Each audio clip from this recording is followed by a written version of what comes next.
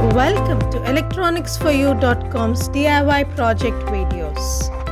This video is a proof of concept of the DIY project Sinusoidal Signal Generator with forward and inverted outputs, which is published on electronicsforyou.com. You will get to see the project working in action.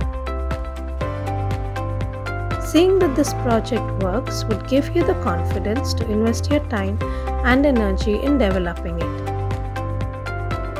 Let me explain key parts of the project that you will learn more about while working on it. Here we demonstrate the making of Sinusoidal Signal Generator. This project can be used to test audio and telephone-like systems. The components used here are an LM272M op-amp, LM78M09 and LM79M09 voltage regulators, rectifier diode, along with capacitors and resistors. This project can also be used as a sine wave oscillator, a telephone amplifier, or a low frequency audio amplifier.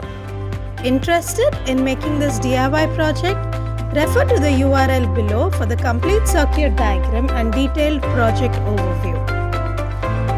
Do like, share and subscribe to our channel for more such DIY proof of concept videos. Thank you.